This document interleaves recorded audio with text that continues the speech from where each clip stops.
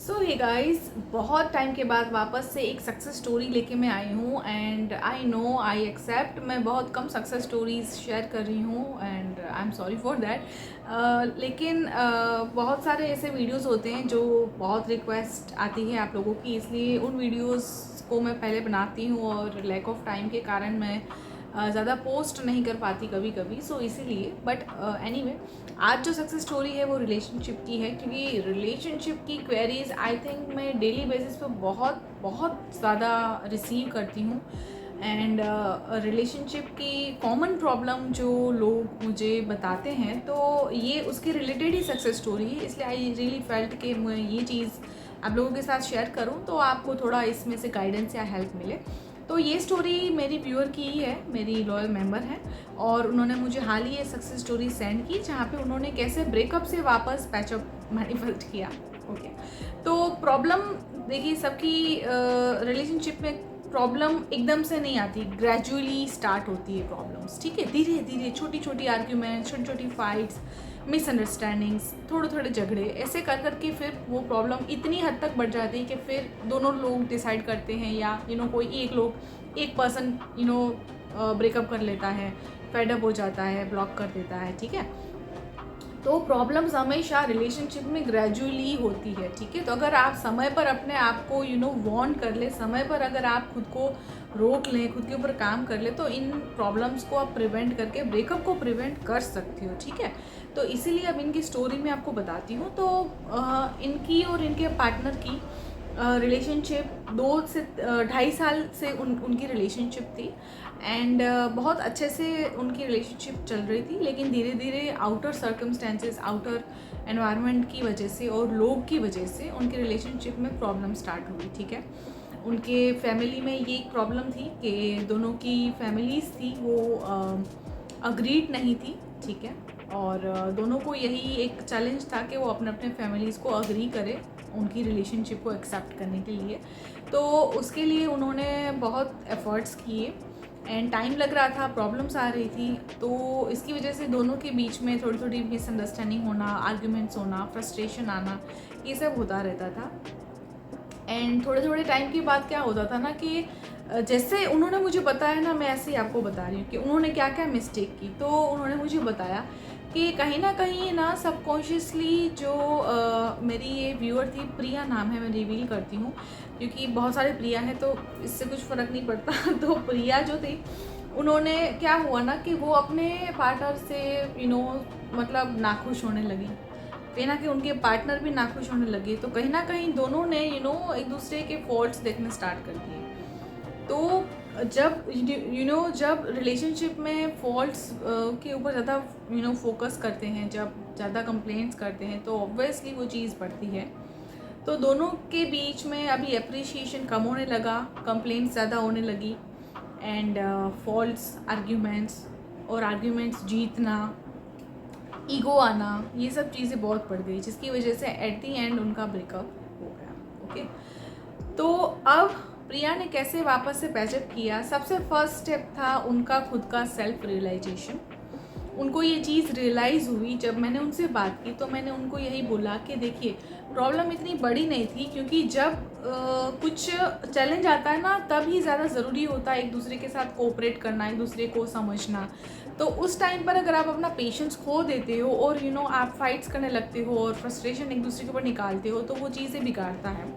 सो इस टाइम पर आपका बहुत ज़रूरी होता है कि आप पेशेंस रखें और एक दूसरे को समझें कि अगर सामने वाला पर्सन बहुत परेशान है, तो इस वक्त आप उसको स्पेस दें, या तब उनकी परेशानी को ना बढ़ाएं, उनके स्ट्रेस को ना बढ़ाएं। ठीक है, तो उनको ये रियलाइज़ हुआ कि कहीं ना कहीं उनका यही फॉल्ट था कि उन्होंने बहुत कंप्लेन की, उन्होंने इनडायरेक्टली प्रेशराइज़ किया अपने पार्टनर को कि वो अपनी फैमिली को अग्री करे और उनको समझे एंड उनको उनसे डिमांड की उन सारी चीज़ों की जो कहीं ना कहीं वो खुद उनको नहीं दे पा रही थी। ठीक है, पहली चीज़ उनको रियलाइज़ हुआ। सेकंड चीज़ उन्होंने क्या किया, उन्होंने सबसे पहले होपोनोपोनो प्रेयर स्टार्ट की। उन्होंने खुद को हील किया, खुद को माफ़ किया कि उनकी जो भी मिस्टेक हुई है उनकी तरफ से, जिसकी वजह से उनके पार्टनर को हर्ट हुआ, प्रॉब्लम्स हुई, तो उन्होंने खुद को भी माफ़ किया, क्योंकि जब तक खुद के अंदर वो रिग्रेट रहेगा ना कि यार मैंने ये गलती कर दी, यार मेरी वजह से ये चीज़ हुई, वो चीज़ बार बार फील करेंगे, उससे कुछ नहीं होता। इससे अच्छा क्या, आप अपने आप को माफ़ करो और उसको सुधार के आगे बढ़ो, ठीक है। तो उन्होंने होपोनोपोनो प्रेयर की, उन्होंने अपने पार्टनर को भी एनर्जी सेंड की, तो कहीं ना कहीं चीज़ें बेटर होने लगी। सेकंड चीज़, उन्होंने विजुलाइज करना स्टार्ट किया। जब तक आपका कॉन्शियसली फोकस प्रॉब्लम पर रहता है तब तक आप अपना डिजायर्ड रियलिटी को मैनिफेस्ट नहीं कर पाते। इसीलिए visualization is the best way to focus on what you want. तो उन्होंने विजुअलाइज करना स्टार्ट किया कि उनकी और उनके पार्टनर की फैमिली अग्री हो रही है, उनके पार्टनर की तरफ से उनको वापस से कम्युनिकेशन स्टार्ट हो रहा है, उनकी बातें हो रही है, धीरे धीरे चीज़ें सॉल्व हो रही हैं। तो उन्होंने ये चीज़ कम से कम 18 दिनों तक उन्होंने ये विजुलाइज़ किया। उन्होंने स्पेसिफिक दिन मुझे बताया कि 18 दिन तक उन्होंने ये चीज़ विजुलाइज़ की डेली बेसिस पर, और दिल से यूनिवर्स को थैंक यू बोला, अपने पार्टनर को थैंक यू बोला, एंड बोथ दी फैमिलीज़, खुद की एंड अपने पार्टनर की फैमिलीज़ को भी कहीं ना कहीं उन्होंने थैंक यू भेजा, हीलिंग एनर्जी भेजी कि thank you for accepting our relationship. बहुत ही वो खुश रहने लगी। कहीं ना कहीं उन्होंने लेट को भी कर दिया था, मतलब कि अंदर के डाउट्स फियर्स जो थे वो धीरे धीरे कम होने लगे, तो कहीं ना कहीं लेट को हो गया था उनसे, एंड वो जस्ट फ्री हो गए थे एंड बहुत ही शांत हो गए थे, हीलिंग हो रही थी, एंड एक पेशेंस, एक ठहराव आया था उनके एटीट्यूड में, एंड उनको कहीं ना कहीं फेथ थी कि नहीं चीज़ें सही हो जाएंगी। और आखिरकार ऐसा ही हुआ कि उनके पार्टनर की तरफ से उनको मैसेज आया मिलने के लिए, उन्होंने बोला, एंड उन्होंने मिला, बातें की, सॉर्ट आउट किया चीज़ों को, तो उन दोनों के बीच पैचअप भी हो गया वापस से। और इन दौरान उनकी फैमिली ने भी अग्री किया कि ठीक है हम एक बार मिलते हैं, बात करते। दोनों फैमिलीज़ की भी मीटिंग हुई एंड उनकी फैमिली भी कन्विंस हो गई। तो जस्ट थिंक, मतलब कि जब आप positive energy continuously, pure and positive energy send करते हो सामने वाले पर्सन को या अपने सराउंडिंग में, यूनिवर्स में, एंड अपने आप को देते हो, तो उसका कितना मैजिकल इफेक्ट होता है। हम हर वक्त नेगेटिव एनर्जी रिलीज़ करते रहते हैं, दैट्स दी ओनली प्रॉब्लम। तो उन्होंने हीलिंग एनर्जी सेंड की, उन्होंने खुश रहने की कोशिश की, अपने अंदर के कंट्रोल को, मतलब जो उनका फियर था वो सब रिलीज़ किया धीरे धीरे, एंड डेली विजुलाइज किया, फील किया, ग्रैटिट्यूड किया, एंड देखिए उनका मैनिफेस्टेशन हो गया।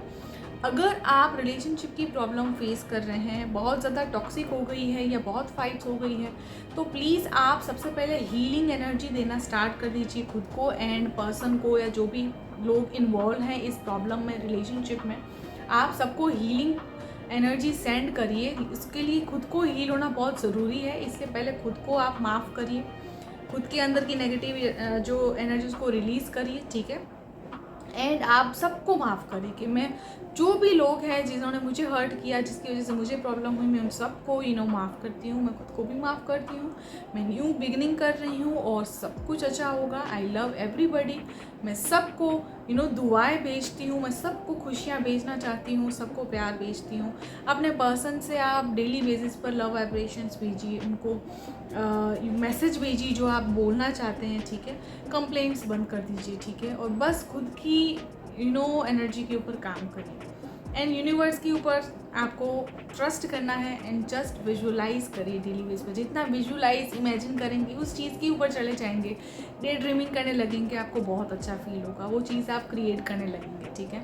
तो इस तरीके से देखिए, अगर उन्होंने, प्रिया ने सक्सेस अचीव कर ली तो आप भी कर सकते हो। बस इस चीज़ के ऊपर ध्यान दीजिए कि आपको बस एनर्जी अच्छी सेंड करनी है, पेशेंस रखना है, एंड इमेजिनेशन करिए। Gratitude is the must. कोई भी विश है, ग्रैटिट्यूड हमेशा करिए, ठीक है।